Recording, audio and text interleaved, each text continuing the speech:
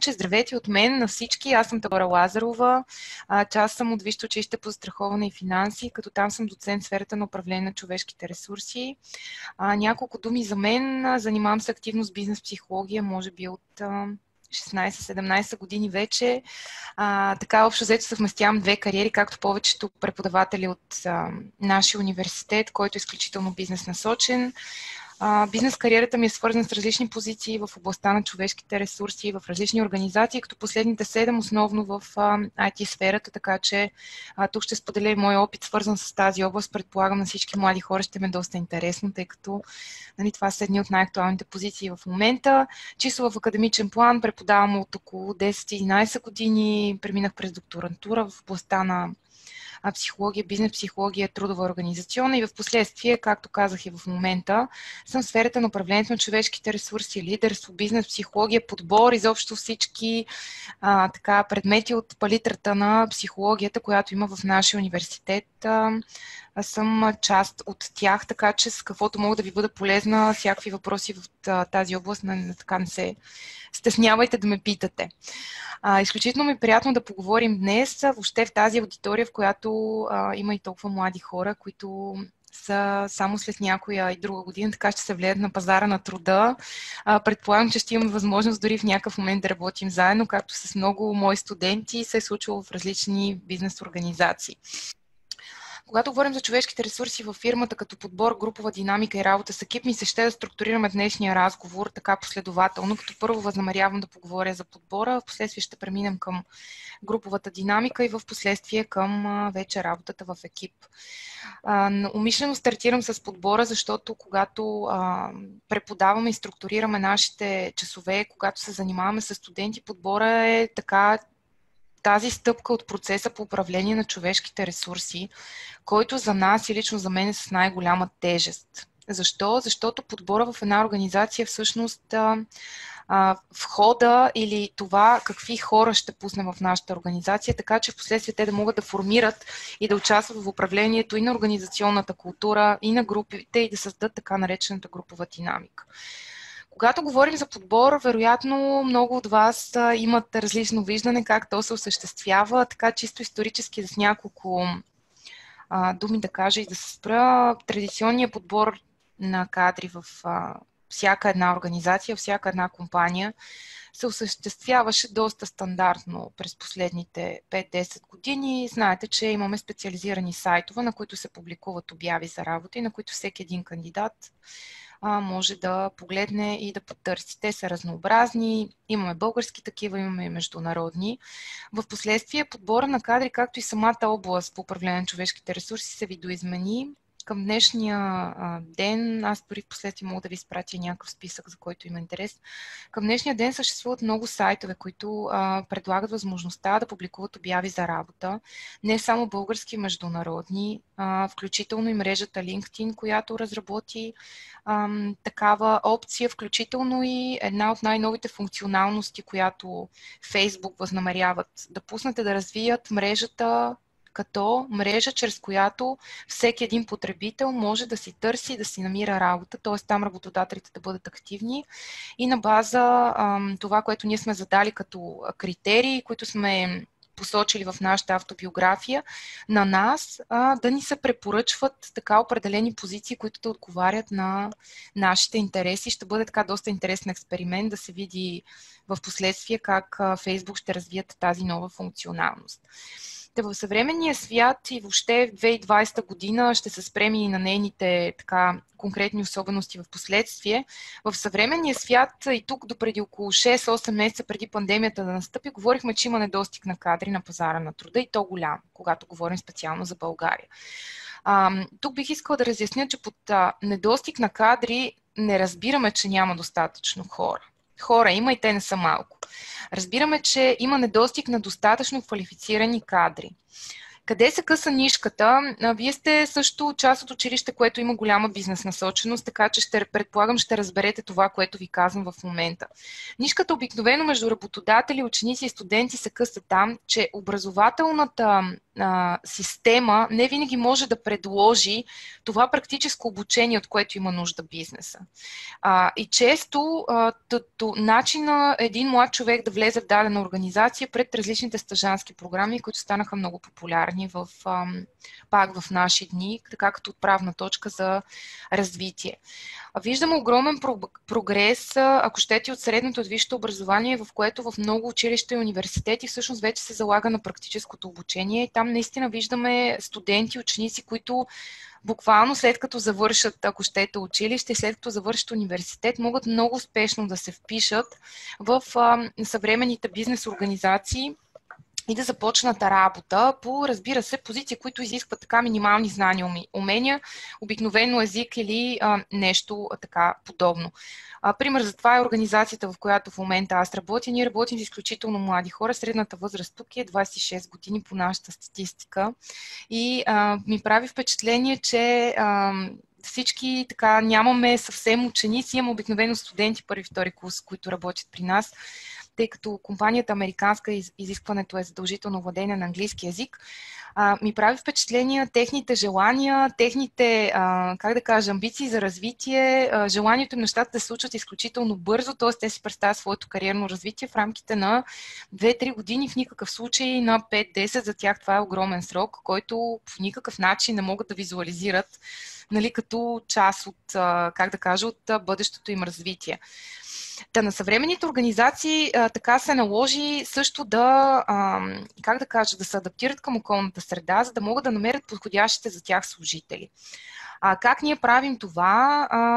Използваме разнообразни канали, включително университета прави същото, включително и повечето бизнес организации. Разбира се, обяви продължават да се публикуват. Въпросните сайтове, за които споменахме, те няма да прекратят своето съществуване, но фирмите и организациите станаха много по-гъвкави и адаптивни. Голяма част от съвременните организации предлагат стажове и това е така добра отправна точка, както на младите хора да станат част от организацията, така и вече нали, да натрупат необходимите знания и умения, които в последствие така да им помагат. Една много интересна така тенденция се оформя в съвременните организации. Много често, може би това е така тенденция, която наблюдавам последните 2 години, е така наречения Employer Branding екип, или това е екипа, който отговаря за изграждане на работодателската марка пред аудиторията. Сами разбирате, че това е част и област от маркетинга, вече да се превръща в част от HR-а.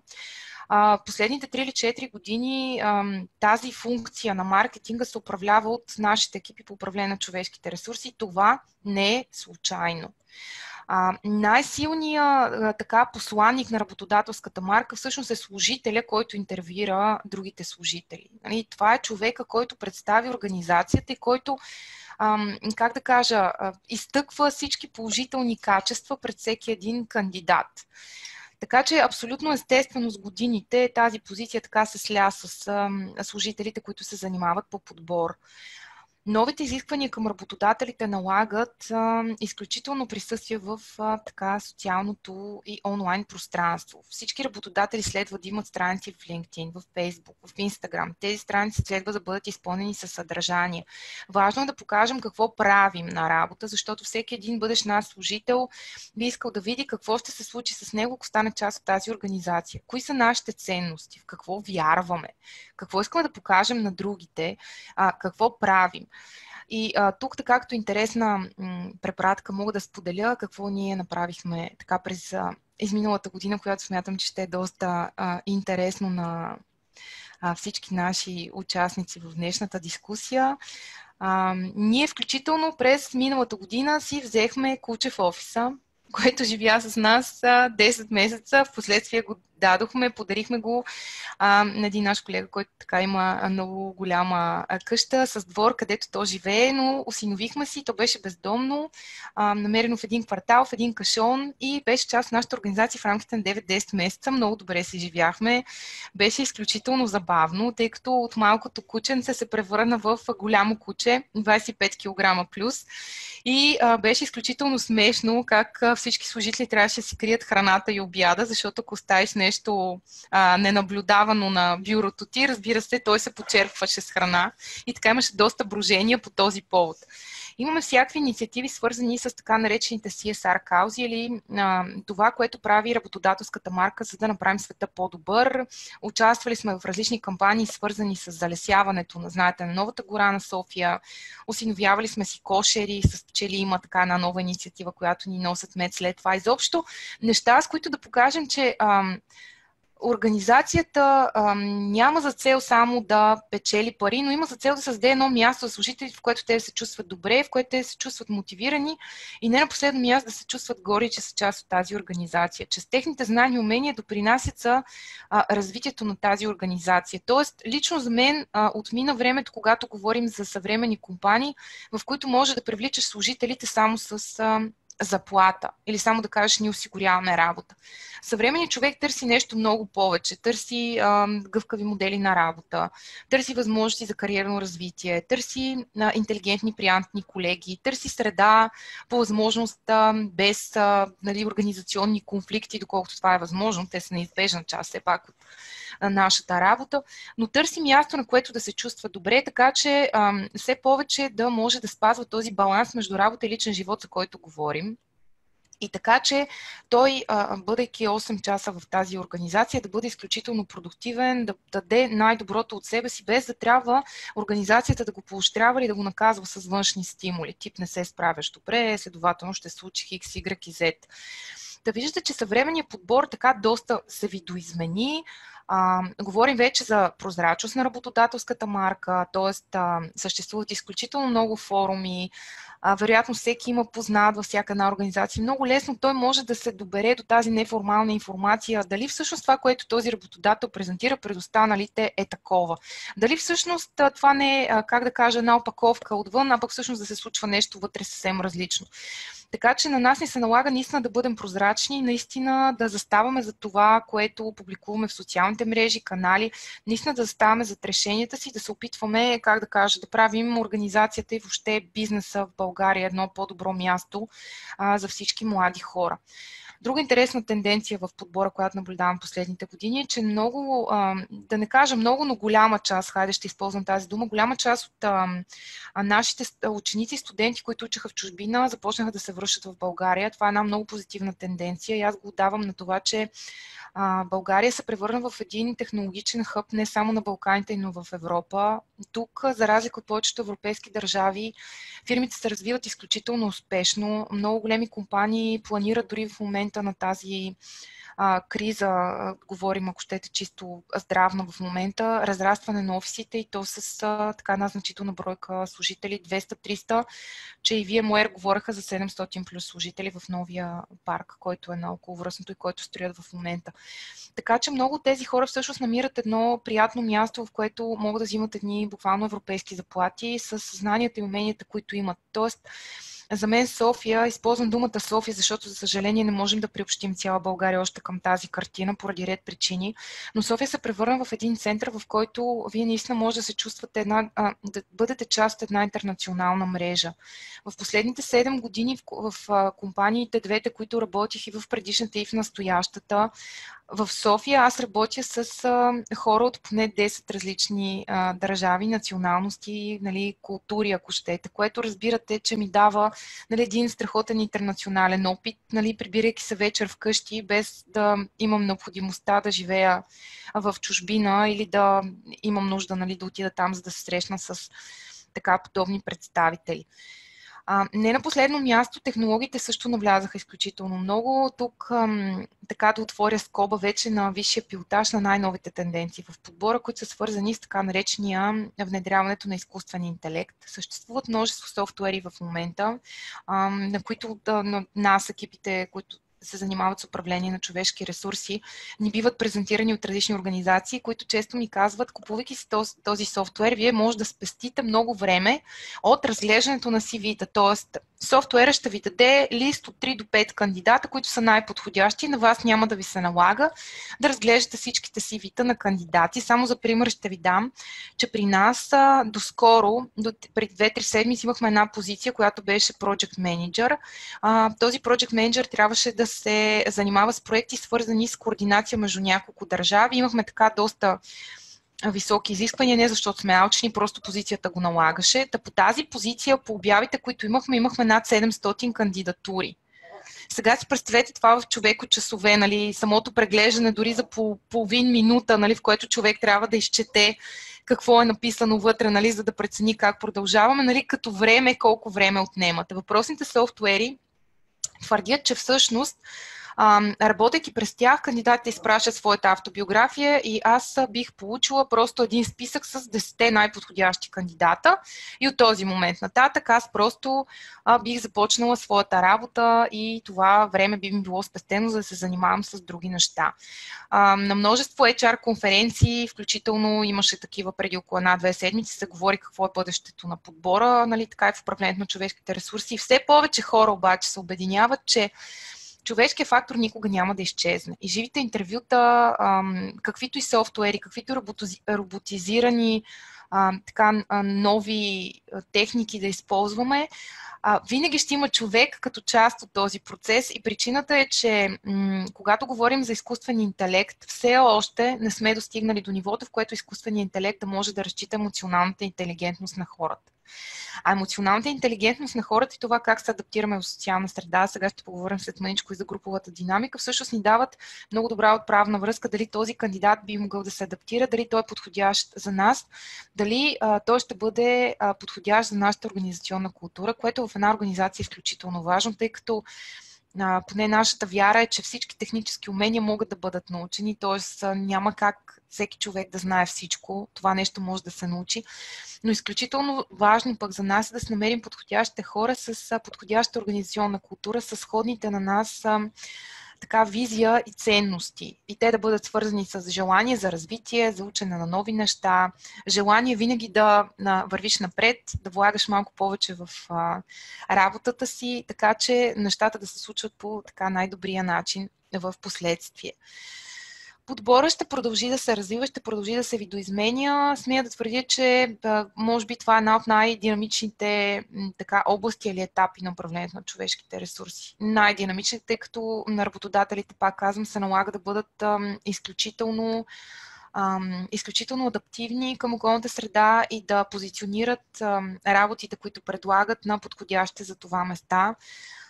Друг така интересен подход мога да ви разкажа. Има много кол-центрове в България, които търсят хора с редки езици, скандинавски обикновено. Имаме нужда от много хора в тази област, а в същото време пък имаме много малко на нашия пазар на труда. И си спомням, че преди около 1 или 2 години, когато нямаше пандемия, заведенията работеха и нашето Черноморие беше пълно с чужденци. Имаше хора от тези организации, които отиваха лятото на море и раздаваха флаери на всички скандинавци в Златни пясъци и Слънчев бряг, предлагайки им: елате в България, ето ще работите тук, ще имате хубава работа, след като ви харесва и ще може да ходите лятото на море. Ето сами разбирате, че нали, когато има някаква нужда, всеки нали, намира подходящия начин да стигне до неговата целева група така по най-добрия начин, нали, под един или под друг. Така че много интересни техники, включително хора по същия начин, когато все още имаше нощен живот, са ходили по заведения, в които знаят, че идват много чужденци от различни националности, нали, с различни езици, така че нали, търси се начин нещата да се случат нали, по подходящ за всички начин. Много интересни така, техники и подходи може да видите за цялото това нещо.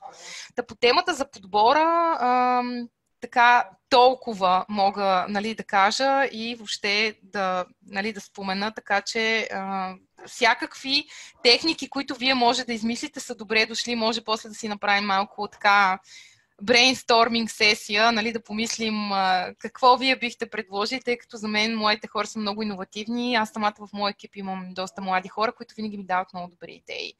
Какво бихме могли да направим, неща, за които аз не бих се сетила, къде бихме могли да позиционираме нашите обяви за работа. Изобщо така се приятни, полезни неща. Както казах. Сега ми се ще малко да поговорим за груповата динамика и как всъщност отново се преливаме от темата в подбора към груповата динамика и защо. Няма как да изградите така да кажа, подходяща групова динамика и подходяща организационна култура без подходящия подбор. Първата стъпка при изграждане на всяка една организация, ако ние с вас утре решим да създадем компания, има много добра бизнес идея, свързана с някакъв софтуер или продукт. Кое е едно от най-важните неща, за да бъдем успешни и да можем да осъществим нашите цели? Едно от най-важните неща е нашата компания да има визия, мисия и ценности. Тоест, ние самите трябва да си дадем сметка каква организация искаме да изградим и какъв тип хора ще са ни нужни, за да изградим нашата организация. Ако ние с вас успешно сме идентифицирали тези въпроси и проблеми, ние в последствие ще можем да минем през процесите по управление на човешките ресурси, които са свързани с подходящия подбор, за да можем в последствие да формираме подходящите екипи. Ако ние с вас сме решили, че искаме да създадем бизнес организация, която да е така сходна на Facebook, или сходна на Google, или сходна на Instagram, или сходна на най-добрите технологични компании по света, които знаете какви са им ценностите, имат страхотни офиси, супер интересни неща, особено офиса на Google ви препоръчвам да погледнете, има клипче за него в YouTube, тъй като те бяха най-добър работодател, въобще вътре има, как да кажа, има всичко. Всичко има, което е необходимо за един човек да осъществява така нуждите си. Ако ние искаме да създадем такава организационна култура и такава групова динамика, следва да привлечем подобни хора. Защо казвам това? В тази среда ние трябва да търсим иновативни и проактивни хора. Хора, които имат вътрешната мотивация да свършат нещата по определен начин. Ако не искаме да изградим иновативна среда, в която казваме всичко зависи от вас, вие структурирайте работното си време. Ако искате да почнете от 10, почнете от 10 и работете до 7. Ако искате да почнете от 8, почнете от 8 и работете до 5. За нас е важно вие да се чувствате добре, да адаптирате вашия график към вашия ежедневен режим. До тук добре, ако не искаме да създадем това, бихме ли могли да създадем тази групова динамика и тази организационна култура с хора, които са свикнали да работят, да кажем, от 9 до 6 и не търпят никакви промени по работния си график, или хора, които казват, ние срещаме такива хора на интервю, аз всъщност не искам да мисля какво трябва да правя, искам някой да ми каже и аз да го изпълня. И това е честно. Важно е, че човек е идентифицирал нуждите си. Ние абсолютно оценяваме позитивно това. Да можем ли с човек, на който ние разчитаме той да бъде проактивната страна, да изграждаме иновативна организация и да разчитаме на него, ако той не иска да бъде такъв? Разбира се, че не. Затова казваме, че подбора ни е изключително важна стъпка, за да можем да минем последващите процеси, които са свързани с груповата динамика, организационната култура и въобще работата в екип да бъде такава и да бъде структурирана по този начин, по който ни се иска. Върху груповата динамика може да се влияе, но от мениджмънта на самата организация. Тук обръщам внимание на думата динамика. Нали? Това е нещо динамично, това не е константа. Ние нямаме, ако сега с вас се съберем в малки групи от 6 души, нашата динамика и интеракция не е константна величина. Тя ще се променя всеки един ден и ще се променя, ако щете, и поред субективни причини. Да кажем, аз няма да съм се наспала днес, няма да съм голяма кондиция за сутрешната ни среща, утре някой от вас няма да се е наспал или утре фокуса на вниманието му ще бъде върху друго нещо и няма да е в кондиция за друга среща. Така че в груповата динамика, нали, такът едни процеси и на първо място се изисква разбиране от всички членове на групата.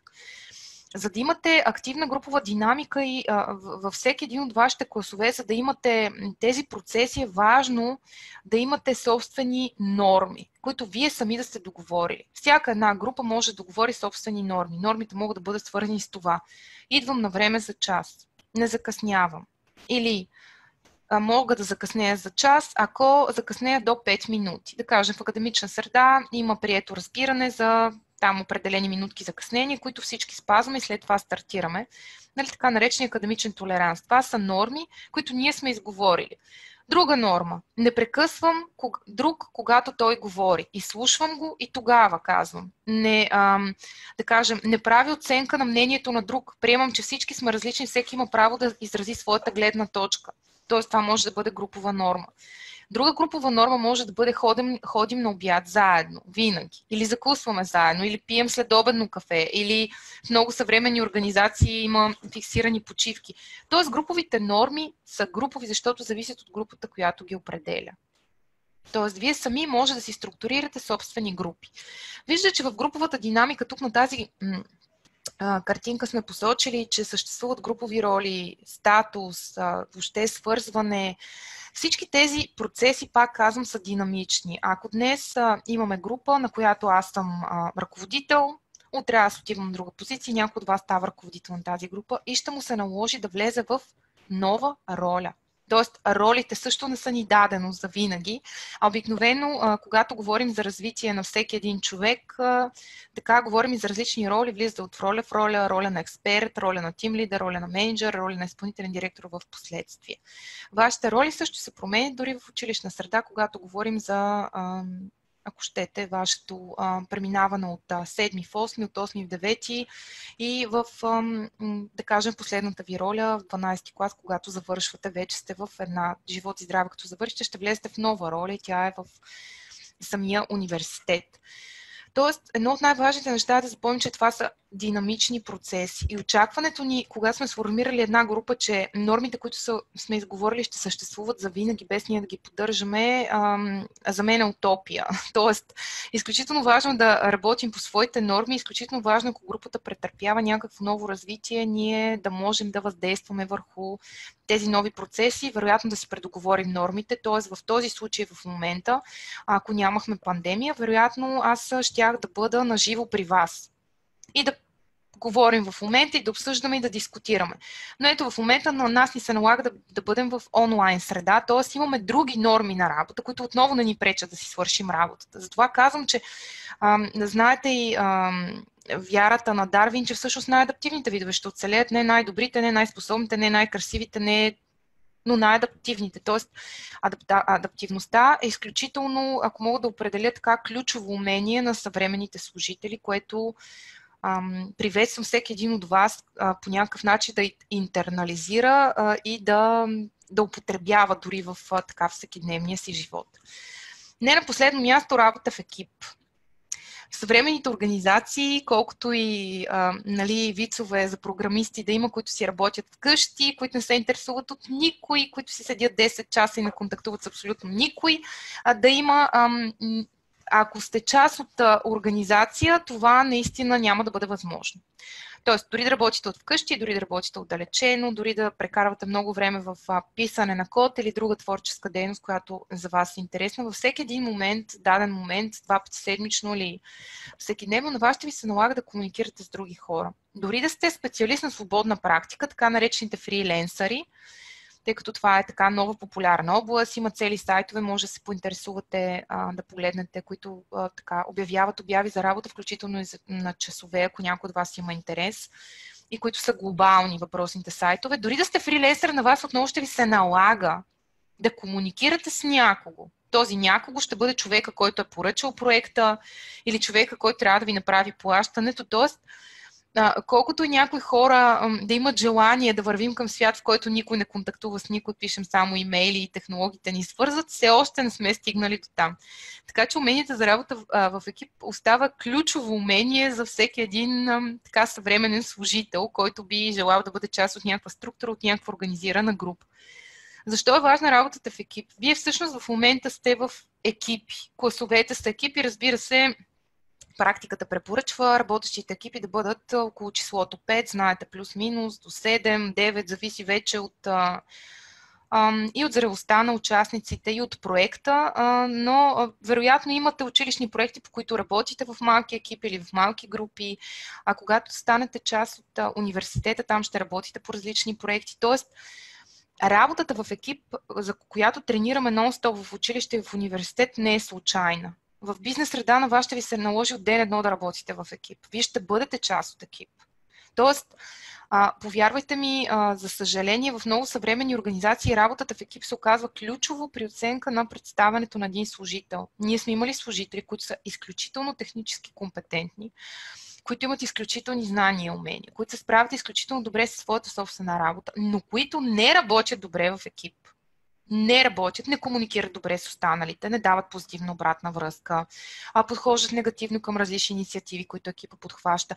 И повярвайте ми, това на умение за работа в екип накрая се оказва ключово за тяхното представяне. Може всичко друго да ти е добре, но когато ти не умееш да работиш с другите, другите дават негативна обратна връзка за теб.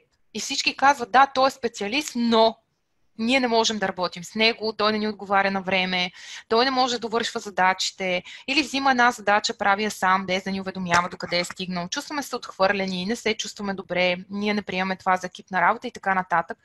На мен в кариерата ми се е налагало да проведа множество такива разговори и за съжаление аз идентифицирах, че работата в екип се оказва, може би, в така топ 3 най-ключовите умения за работа в съвременните организации. Тоест, невъзможността да работиш в екип влияе по-скоро негативно на твоето бъдеще оставане в тази организация, отколкото позитивно. И пак казвам, колкото и да се стремим, колкото и да има все повече отдалечени работи, все повече работа от вкъщи, все повече работа като специалист на свободна практика, вие все пак работите с други хора, все пак комуникирате с други хора. Тоест, изключително важно да развием тези умения за комуникация, за разбиране на другия, за връщане на обратна връзка и въобще тези норми на бизнес, общуването и правилата, които ще помогнат на всички заинтересовани страни като част от тази комуникация и така работа. Исках преди да поприключим, да обърна внимание на една още интересна тема, свързана с областта на човешките ресурси. Това са съвременни тенденции в областта на човешките ресурси, така като по-глобално, ако можем да подхванем какво е бъдещето на човешките ресурси, какво ще бъде бъдещето на пазара на труда. За мен това е една много интересна тема. Аз самата написах книга преди около 2 години и така доста попрочетох в тази област. Има много разнопосочни мнения, вариращи от това, че нищо няма да се промени, до това, че голяма част от хората в световен мащаб ще бъдат изместени от така наречена дигитализация, автоматизация на труда. Не случайно искам да обърна внимание на тази тема, защото и на моите студенти аз винаги казвам, когато избирате професия, не избирайте професия, която е модерна или актуална през 2020 година. Имайте предвид, че светът е изключително динамичен и това, което в момента съществува като, ако щете, като професии, които са наложени, доходоносни и така нататък, ще бъде радикално променено след 5 години. Мога да ви дам пример с една позиция, която преди 2 години видях това изследване. Въпросната позиция преди 7 години не съществуваше. Нямаше и това е позицията SEO Expert. Въпросният SEO Expert, вероятно много от учениците знаят, това са хора, които помагат при направата на уебсайтове. И въпросните специалисти вкарват ключови думи, така че въпросният уебсайт, когато ние търсим в търсачката на Google, да излиза на едно от челните места. Ето това прави този човек. Вкарва определени думи в кода, има си така специални техники, които правят това. Въпросната позиция преди 7 години не съществуваше, нямаше такава позиция. Преди 2 години въпросната позиция беше в топ 5 на най-високо платените позиции в IT сферата. Само като сравнение мога да ви дам 5 години по-късно. В момента също има прогнози след 5, след 10 години, какви биха били позициите, които ще се радват на набивал интерес, кои са позициите, които биха изчезнали, защото неминуемо има такива. Веднага ви давам пример, че представете си една организация, в която всеки ден пристига входяща поща. Тази входяща поща се приема от един човек, който трябва да сложи един печат и да напише един входящ номер и да вкара номера на това писмо в една книга. Сами разбирате, че това е позиция, която изключително лесно може да бъде дигитализирана и на много места тя вече успешно се дигитализира. Друга позиция, която също вече така доста успешно се дигитализира, пак сме със смесени чувства за това дали е полезно или не, но все пак казвам, че се случва, е позицията на продавачите.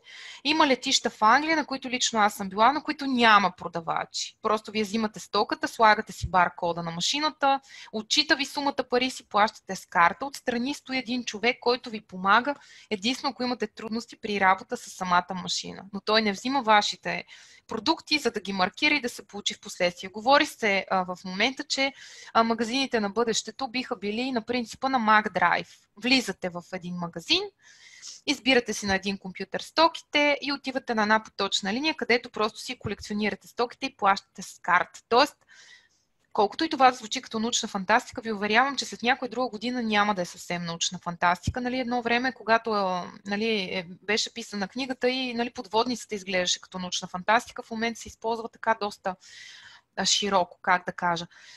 За мен е много важно като препоръка, която мога да дам, е наистина да се интересувате от тенденциите на бъдещето. Какво ще се случи? Да мислите, кои са тези позиции, които ще изчезнат?